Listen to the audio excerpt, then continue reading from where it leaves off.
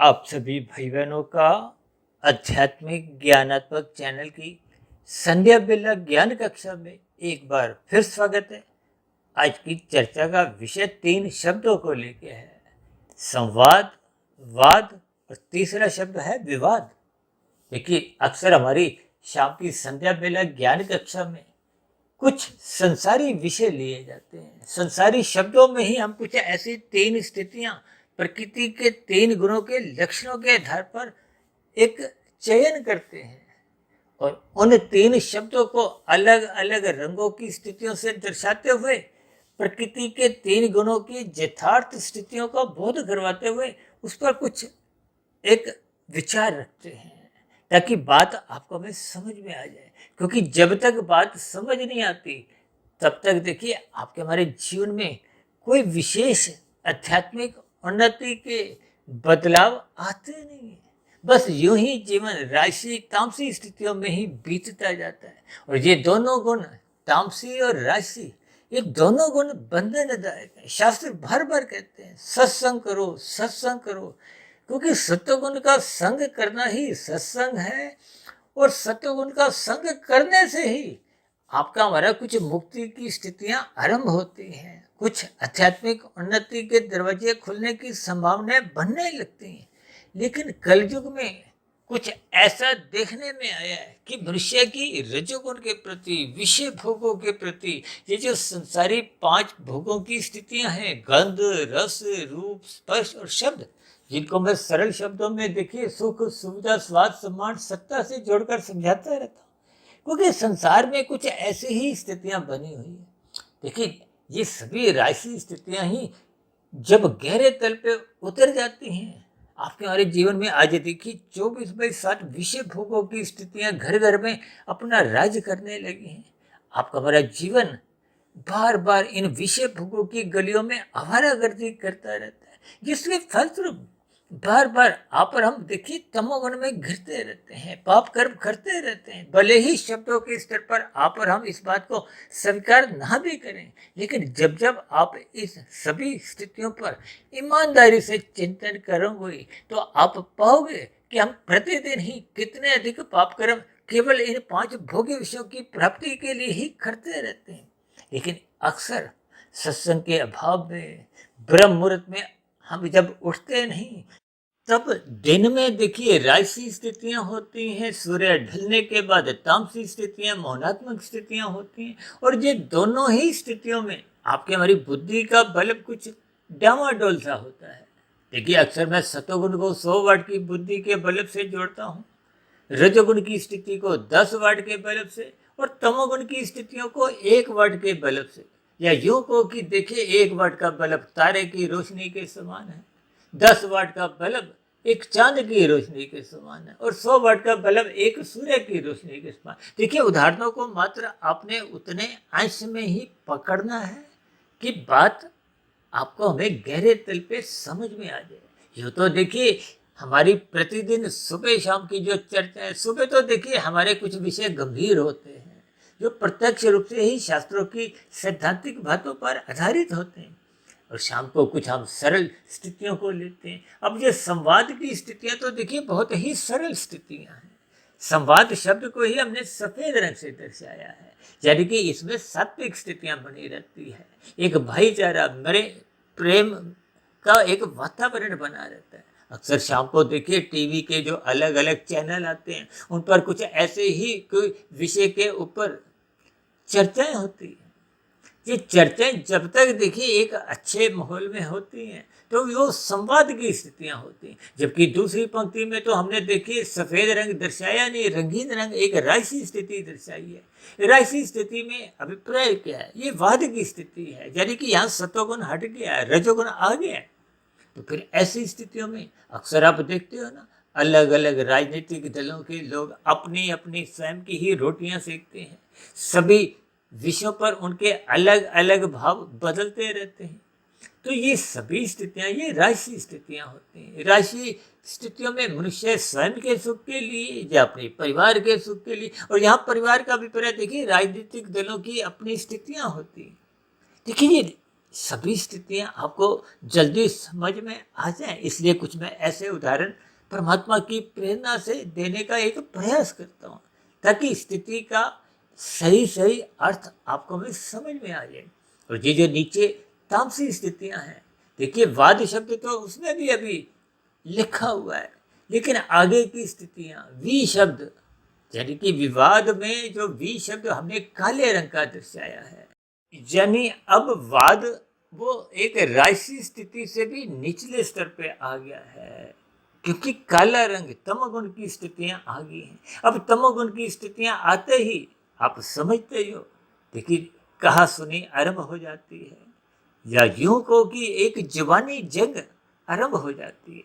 अक्सर आप टीवी के ऊपर ही कुछ ऐसे ही स्थितियां आप देखते ही हो, और कभी कभी तो देखिए एक लाइव शो में कुछ हाथापाई की स्थितियां भी किसी किसी एक चैनल पर देखने को मिली है। देखिए इन सभी स्थितियों का मेरा कोई प्रत्यक्ष संबंध नहीं है, लेकिन आज संध्या बेला ज्ञान कक्षा में कुछ विषय ही ऐसा है, क्योंकि एक साधारण मनुष्य की राजनीतिक दलों में एक विशेष रुचि बनी रहती है, इसलिए मैं समय समय पर इन राजनीतिक दलों से ही कुछ ऐसे उदाहरण आपको इन प्रकृति के 3 गुणों की स्थितियों को समझाने के लिए इस्तेमाल कर देता हूँ, ताकि बात आपको भी समझ में आ जाए। अब देखिए ना, विवाद के बाद की जो एक क्या स्थिति है, एक काले रंग का तीर है, फिर 2 काले बड़े बड़े से एक बिंदु से है। इसका अभिप्राय क्या है कि आरंभिक स्तर पे तो देखिए कहा सुनी होती है, गर्मा गर्मी कुछ हो जाती है। देखिए इन सभी स्थितियों पर जब जवानी जंग से कुछ अलग स्थितियां, यानी कि हाथापाई की स्थितियां उतर आती हैं, अक्सर आप रोड रेज में भी कुछ ऐसी ही स्थितियां देखते हैं। यानी कि ये सभी स्थितियां आपको हमें फिर गहरे तमोगुण में गिराती हैं। ये तीर का मतलब ही क्या है, और बाद में तीर के साथ जो 2 काले बड़े बड़े बिंदु दिखाए हैं, यानी कि दोनों पक्षों में फिर वो लड़ाई झगड़ा हाथापाई, और भी देखिए आप स्थितियों के कुछ अर्थ समझ ही सकते हो। यानी कि इन सभी स्थितियों को आपको में ज्ञानपूर्वक समझना है, यानी कि संवाद की स्थिति में बने रहने के लिए आपको में सत्संग करना होगा, मर्यादाओं का पालन करना होगा। यानी दूसरे सरल शब्दों में यूं को कि धर्म को प्रथम स्थान पे ही रखना होगा। हम तो बार बार कहते रहते हैं धर्म को प्रथम स्थान पे रखो, शास्त्रों में तो यहाँ तक है जिसके जीवन में धर्म प्रथम स्थान से हट जाता है, जिसके जीवन में सत्संग कमजोर पड़ जाता है, तो उसके जीवन में ये जो अर्थ और काम है, फिर ये पशु वृत्तियां, देखिए अर्थ और काम ही यदि आपके हमारे जीवन में बना हुआ है, यानी कि आहार मैथुन निद्रा भय की स्थितियां, ये तो पशु वृत्तियां हैं। पशुओं से मनुष्यों को अलग करने की स्थिति कब बनती है, जब मनुष्य सत्संग करता है। मनुष्य जो नहीं कर्म जो नहीं है, आपके हमारा किया गया छोटे से छोटा कर्म भी लिखा जाता है, और हम तो बार बार कहते रहते हैं छोटे से छोटा पाप कर्म भी एक गैर जमानती वारंट के साथ आपके कर्माशय में जाता है। इनकी कोई छूट नहीं है, किसी तरह का कोई डिस्काउंट नहीं है, कोई अदला बदली नहीं होती। अक्सर कई मनुष्यों को ऐसा कुछ भ्रम भी होता है कि 200 पाप किए हैं, 150 पुण्य किए हैं, तो फिर 150 पुण्य उन 200 पापों से कम कर दिए जाएंगे। देखिए प्रकृति की व्यवस्था में कर्मफल सिद्धांत की स्थितियों को आपको में ज्ञानपूर्वक समझना चाहिए। ये पाप पुण्य कर्म एक दूसरे से कटते धुलते नहीं है, इनको तो भोगना पड़ता है। देखिए अनुकूल परिस्थितियों को, यानी कि सुखों को, यानी कि पुण्य कर्मों की जो अनुकूल परिस्थितियां सुख रूपी फल लेकर आती हैं, उनका तो आप त्याग कर सकते हो, लेकिन प्रतिकूल परिस्थितियों का जो दुख रूपी स्थितियां आती हैं, उनका आप और हम त्याग नहीं कर सकते। देखिए जब सरकार आपको कोई पुरस्कार देती है तो आप लेने से मना कर सकते हो, लेकिन जब आपको न्यायालय द्वारा किसी अपराध के लिए दंड दिया जाता है तो आप उस दंड से बच नहीं सकते। ठीक इसी तरह जब जब दुख रूपी परिणाम आपको हमें आते हैं, हम अपनी पत्नी को, बच्चों को, माता पिता को, अपने मित्रों को, सगे संबंधियों को हस्तांतरित कर नहीं सकते। इसलिए मेरी आप सभी भाई बहनों से हाथ जोड़ के विनती है कि जीवन में सत्संग को अपने व्यवहार का, जीवन का एक अंग बनाइए, अनुशासित जीवन जिए, गुरु के प्रवचनों को आदरपूर्वक सुनते रहिए, शास्त्रों का स्वाध्याय करते रहिए, रात को मौनात्मक स्थितियों से बचने के लिए समय पे सो जाना चाहिए, ताकि ब्रह्म मुहूर्त में आपका उठने का एक स्वभाव बन जाए। देखिए, ब्रह्म मुहूर्त सत्वगुण की एक शुद्धतम स्थिति है। उस स्थिति विशेष में आपको में परमात्मा से जुड़ना एक आसान स्थिति होती है, क्योंकि तमोगुण सो चुका है और संसारी रजोगुण अभी जगा नहीं है। इस अनुकूल परिस्थिति का आपको में अपने जीवन में आध्यात्मिक उन्नति के दरवाजे खोलने के लिए एक इसका सदुपयोग करना चाहिए।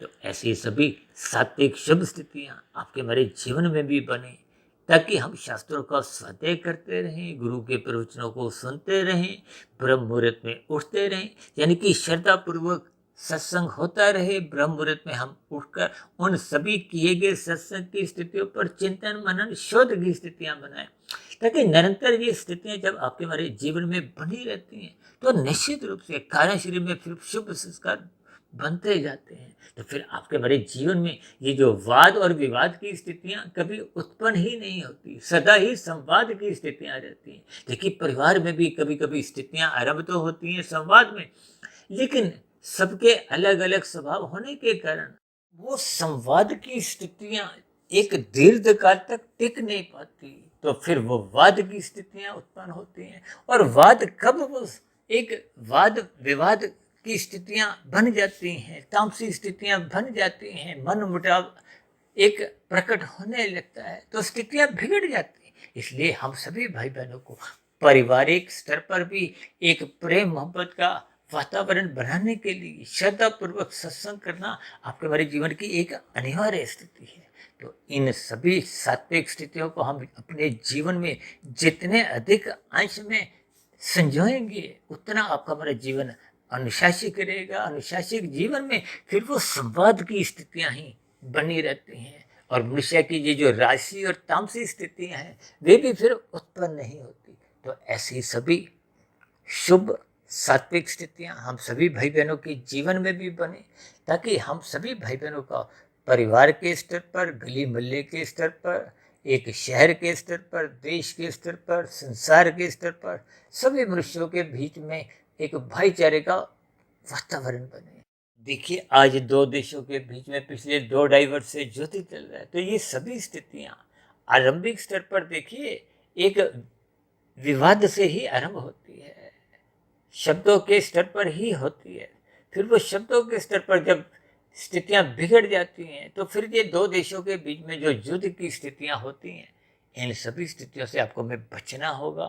तो ऐसी सभी बुराइयों से बचने के लिए आपको में श्रद्धापूर्वक सत्संग करना अनिवार्य है। ऐसी सभी शुभ स्थितियां हम सभी भाई बहनों के जीवन में भी बने। इन्हीं शुभकामनाओं के साथ चर्चा विशेष का यहीं विश्राम देते हैं। कल सुबह फिर मिलते हैं ब्रह्म मुहूर्त ज्ञान उपदेश कक्षा में। तब तक आप अपने आध्यात्मिक मित्र सुधीर भाटिया फकीर को इजाजत दें। आप सभी भाई बहनों को बहुत बहुत शुभ रात्रि, और सुबह ब्रह्म मुहूर्त में उठने के लिए, सात्विक स्थिति मजबूत बनाने के लिए, वाद विवाद से बचने के लिए मेरी ओर से बहुत बहुत शुभकामनाएं। फिर भी आज की चर्चा संबंधित कोई बात आपको समझ नहीं आई हो, कोई मेरी कही गई बातें आपको सही नहीं लगी हो, कही गई बातों पर आपकी किसी प्रकार की कोई आपत्ति हो, शिकायत हो, तो आपके प्रश्नों का, सुझावों का और शिकायतों का नीचे दिए गए कमेंट्स बॉक्स पर या प्रश्नोत्तर ज्ञान कक्षा में सदा ही स्वागत है। इस चर्चा विशेष को ध्यानपूर्वक सुनने के लिए आप सभी भाई बहनों का बहुत बहुत धन्यवाद।